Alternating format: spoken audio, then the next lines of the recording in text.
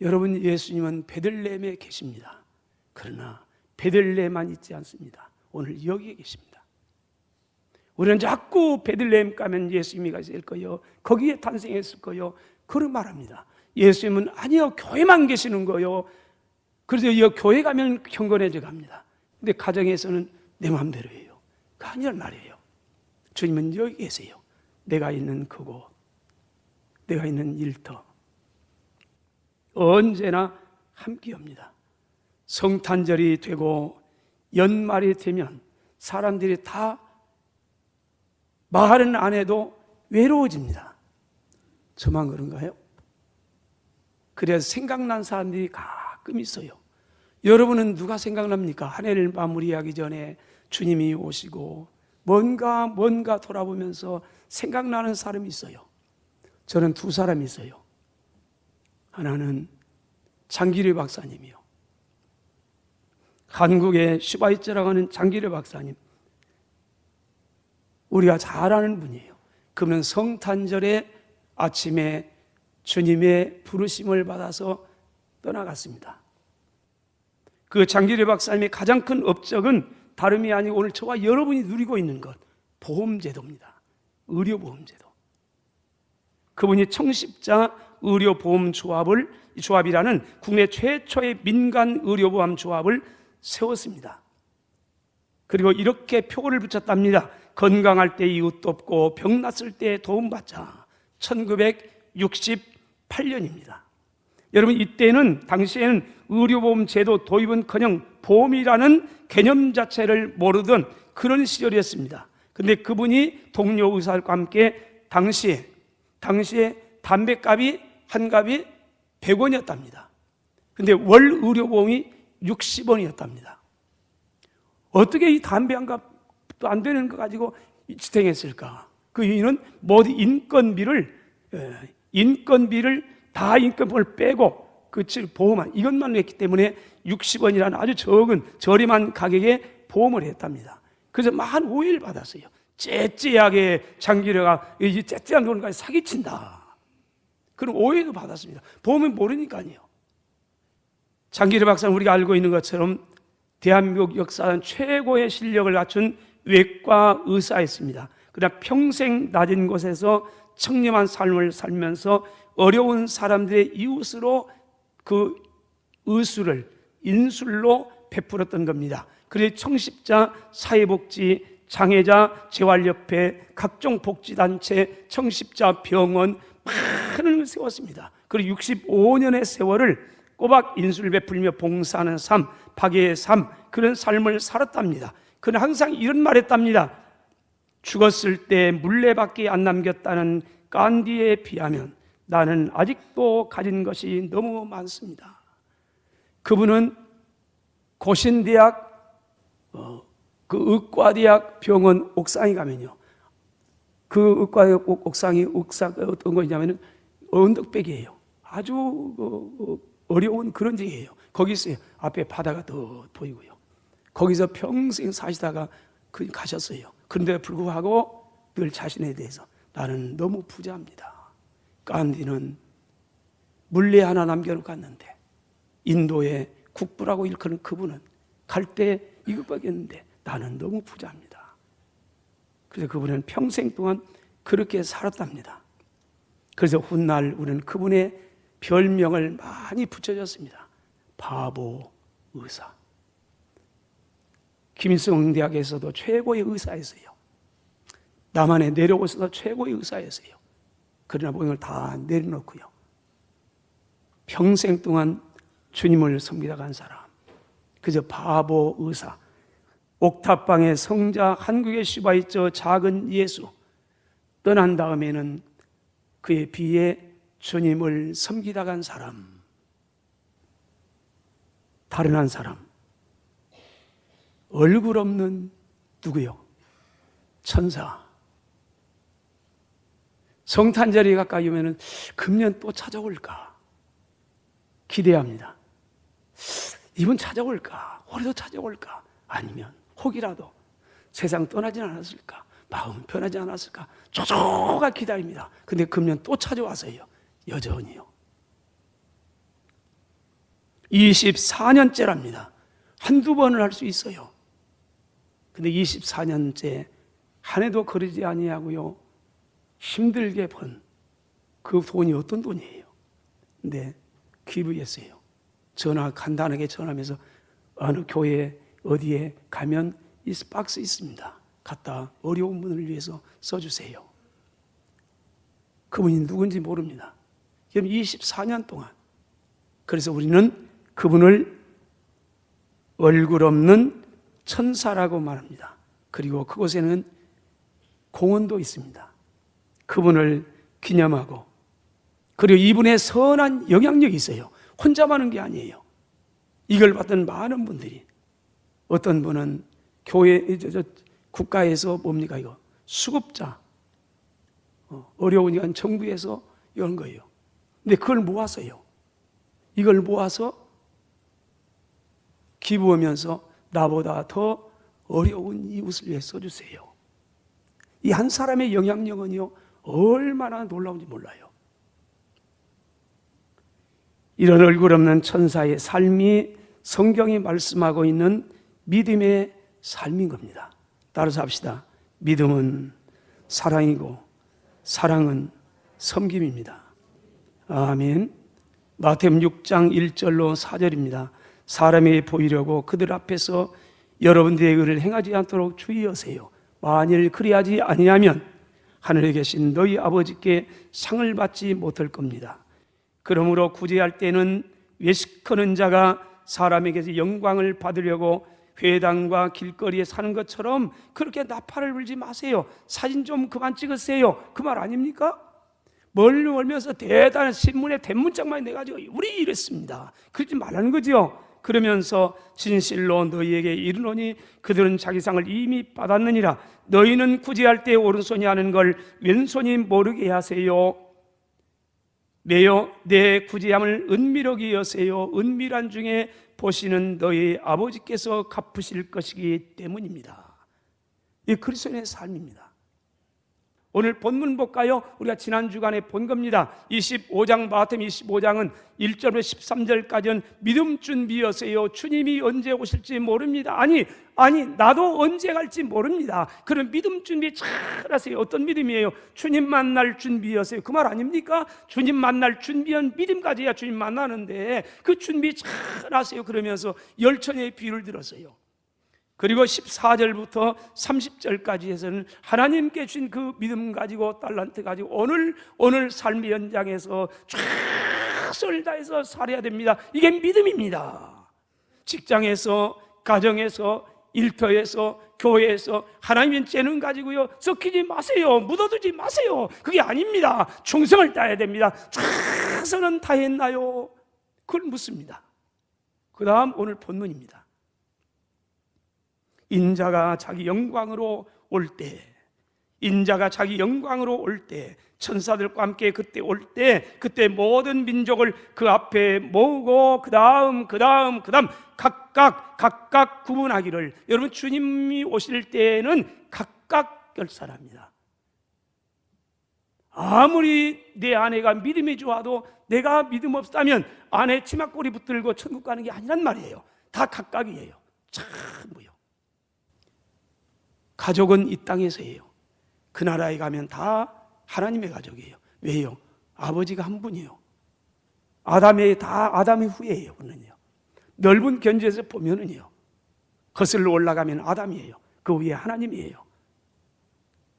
가족이에요.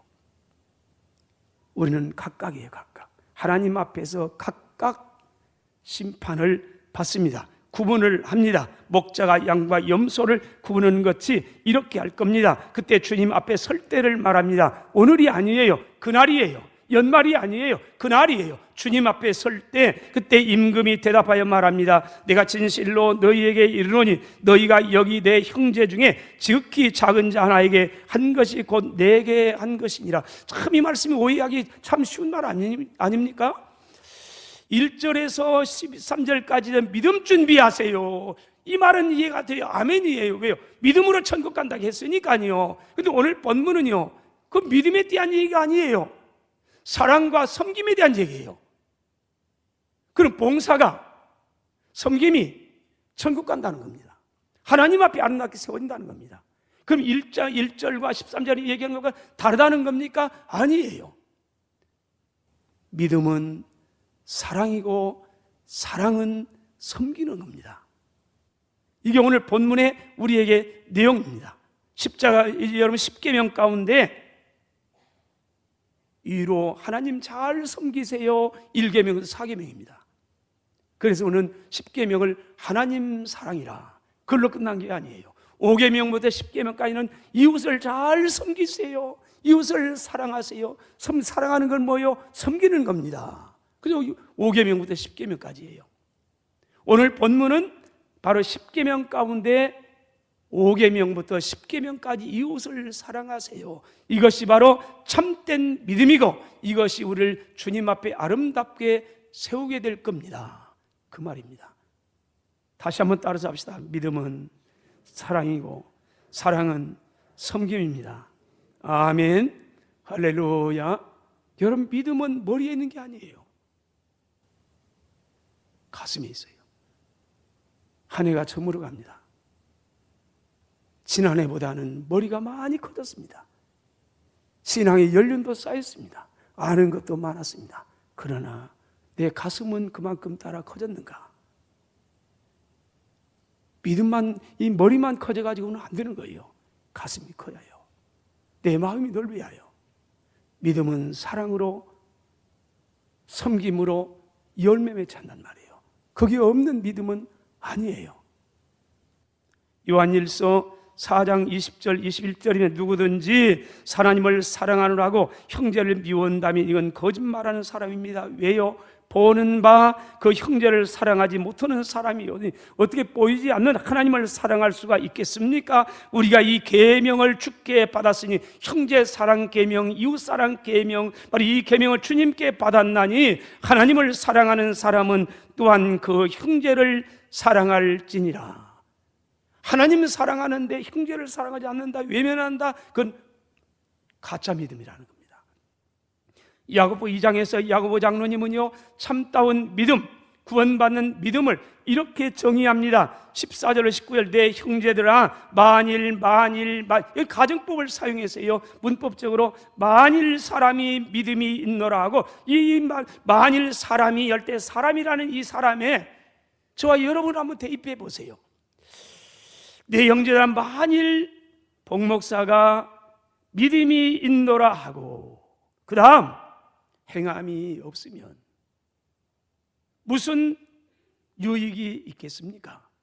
그 믿음이, 행함이 없는 믿음이, 행함이라는 걸 사랑으로 바꿔볼 수 있지 않습니까? 믿음은 사랑이에요. 사랑은 섬김이에요.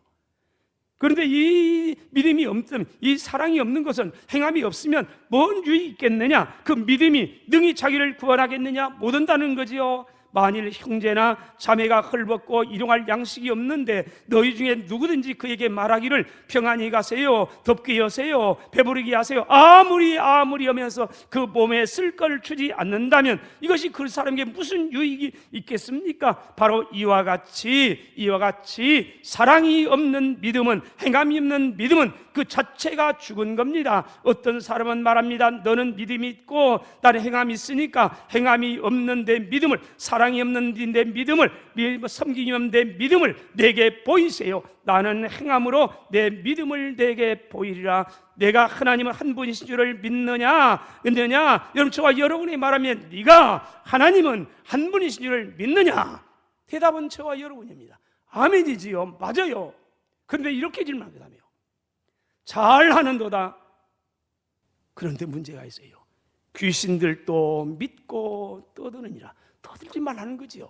난 믿음 생활했는데요, 내가 30년 동안 교회 다녔는데요, 내가 이렇게 했는데요. 여러분, 떠들지 말라는 겁니다. 귀신들도 믿고 떠든다면 여러분, 귀신도 믿음이 있답니다. 하나님이 한 분이신 알아요. 그분이 심판일 때 알아요.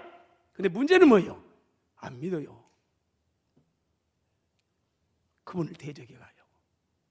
상관이 없어요. 나와는요. 하나님 다 알고 있어요. 그래서 이 믿음을 바로 귀신 믿음이래요. 귀신들도 믿고 떠드냐. 그러면서 이렇게 20절 말합니다. 아, 허탄한 사람아, 아, 허탄한 사람아, 탄식을 합니다. 야고보 장로님은요, 행함이 없는 믿음이 헛것인 줄을 알고자 하느냐. 여기 허탄이라는 단어, 야, 이 사람 참 허탄한 사람아. 허탄한 단어가 게노스라는 단어인데 내용이 없는 허무맹랑한 빈손 턱빈 그런 뜻입니다. 그러니까 허탄한 사람이라는 말은 텅 빈 사람, 실속이 없는 사람, 허무맹랑한 인생, 열매가 없는 거예요. 말은 잘해요. 알긴 많이 알아요. 근데 삶이 없어요. 난 믿음이 있는데요. 아, 내가 몇 년 동안 했는데요. 사랑이 없어요. 섬김이 없어요. 이 믿음을 가리켜서 허탄한 믿음, 속빈 강정이래요. 저와 여러분이 만일에 믿음이 있는 것 같은데 사랑이 없다, 사랑은 있는 것 같은데 섬김이 없다, 그 믿음은 야고보 장로님의 말씀에 의하면 속빈 강정이랍니다. 이 믿음 가지고는 결코 죽었다 깨어나도 천국 못 갑니다. 제가 너무 단언합니까? 아니, 제가 한 게 아니에요. 야고보 장로님이 그런 거예요. 아, 허탄한 사람아, 행함이 없는 믿음이 헛것인 줄을 알지 못하느냐. 헛된 믿음이랍니다. 여러분, 구원받는 참 믿음은 사랑이고 사랑은 섬김이라는 말씀입니다. 고린도전서 13장 1절입니다. 내가 사람의 방언과 내가 사람의 방언과 천사의 말을 할지라도 제 평생 소원이 말 좀 잘하는 거예요. 목사가 많잖아요. 말을 많이 하는 사람인데 목사가 나는 말을 잘 못해. 지금도 못해요. 어느 정도 되면은 35년 동안 목사했으면요, 아니 좀 말 좀 잘할 수 같아요. 근데 아직도 나는 말이 여기만 세면 그냥 두근두근해갖고 구두로 들어가고, 아, 이러니 참. 그래서 소원이 뭐예요? 와, 그래서 텔레비전 보면서 말 잘하는 목사님 나오면요, 와, 입을 쫙 부러워요. 자, 그런데 보세요. 내가 사람의 마음과 천사의 말을 한다 할지라도 여기도 가정이에요. 사랑이 없으면 소리나는 굴입니다. 우리는 꽹과리입니다. 소리가 중요한 게 아닙니다. 그 말 아니에요. 내가 예언한 능력도 있습니다. 그래, 모든 비밀도 압니다. 모든 지식도 압니다. 산을 옮길 만한 믿음도 있습니다. 그러나 사랑이 없으면 내가 아무것도 아닙니다. 우리가 잘 아는 사랑장입니다. 여러분, 믿음은 사랑과 함께 일하는 겁니다. 사랑은 믿음으로 귀결되는 겁니다. 섬김이 없는 사랑, 꽹과리예요. 사랑이 없는 믿음, 허울 좋은 일선이에요. 허탄한 인생이 아니라, 여러분, 꽉 찬 인생, 허무한 인생이 아니라 보람찬 신앙생활이 되시기를 축원합니다. 한 해를 저물어 갑니다. 우리 한 해 동안 여러분 어떻게 신앙생활 했나요? 신앙의 연륜이 1년 더 쌓아갔습니다. 그만큼 성경도 압니다. 지식도 쌓아져 갔습니다. 연륜도 쌓아져 가고 점점 시간은 가까이 옵니다.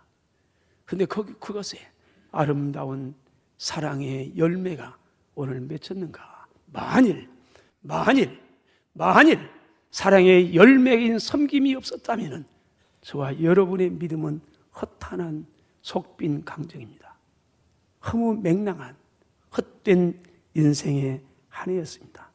누가복음 10장 25절에 37절에 보면 우리가 잘 아는 선한 사마리아인의 그 비유를 압니다. 어떤 사람이 예루살렘을 떠나서 여리고로 내려가다가 강도를 만났습니다. 예루살렘은 해발 800m예요. 여리고는 해저 200m예요. 이 갭이 1km예요. 근데 거리가 약 27km, 6km 돼요.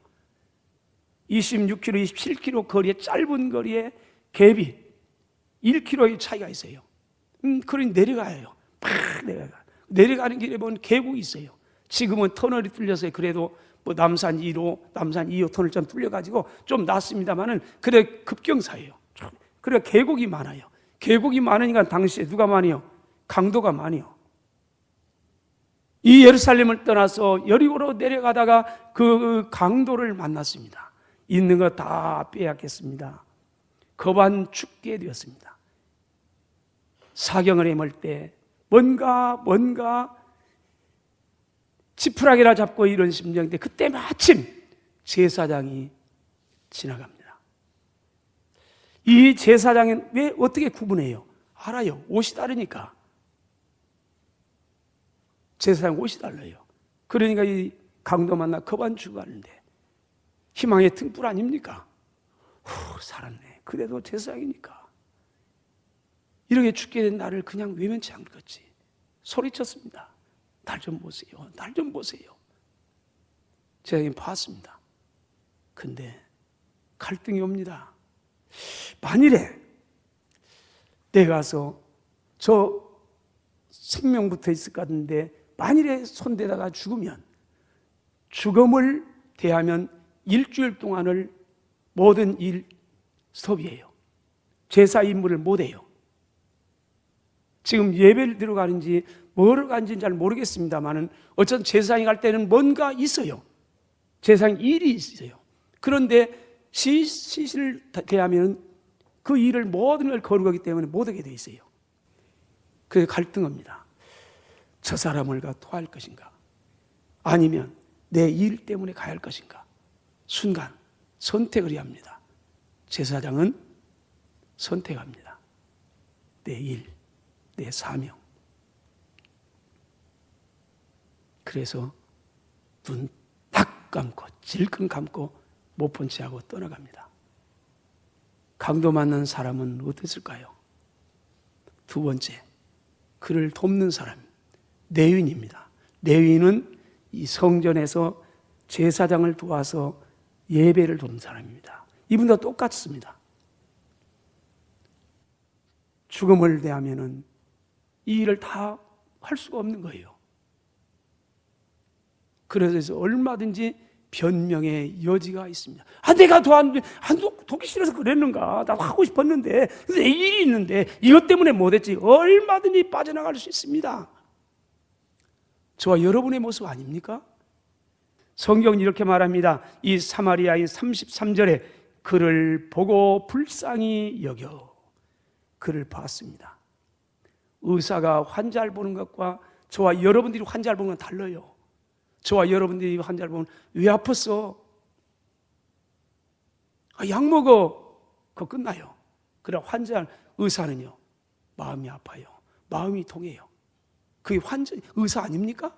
만일 의사가 똑같이 이거 또 약 사 먹어 마음이 동하지 않는다면 의사 하지 말아야 합니다.